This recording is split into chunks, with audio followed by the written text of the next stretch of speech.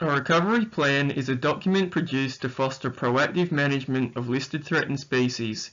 Recovery plans are a legislative requirement under the USA's Endangered Species Act 1973 and in Australia up until 2007 under the Environment Protection and Biodiversity Conservation Act 1999 for all listed threatened species. Recovery plans are beneficial to threatened species in that they amalgamate published data and expert opinion to produce a concise outline of species threats, management priorities, and the criteria for downlisting or delisting a species conservation status. However, they have come under consistent scrutiny as to whether they aid in species recovery at all. For example, in the US, where it is required that all listed threatened species have a recovery plan, only 2% of all species that have ever been listed have qualified for delisting. Furthermore, studies by Taylor et al. In 2011 and Bottrell et al. In 2011 found recovery plans did not aid species recovery in Australia. Taylor et al. 2005 found recovery plans to benefit species recovery in the US, but a latest study by Gibbs and Curry in 2012 suggests that this and similar studies did not consider effect size, and it should be concluded that recovery plans, among other measures, are not very effective in promoting species recovery.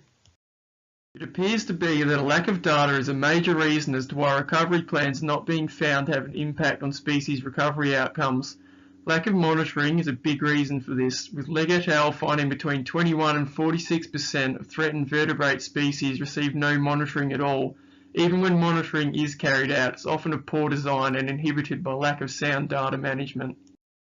Poor design can be remedied by including realistic, clear performance objectives that differentiate between fundamental objectives and means objectives.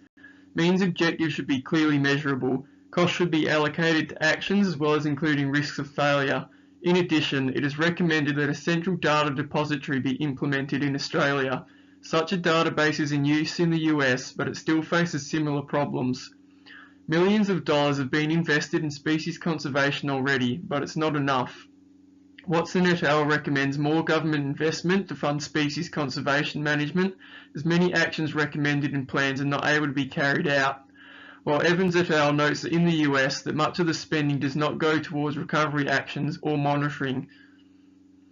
Recovery plans need improvement, with a larger prioritisation on measurable objectives and actions, and data collection needs to be implemented so that moving forward we can identify what is working. We can't improve how we conserve species without proper investment to make it happen. Funding is always going to be limited, and prioritisation of actions and good planning is crucial, but better outcomes goes hand in hand with increased funding.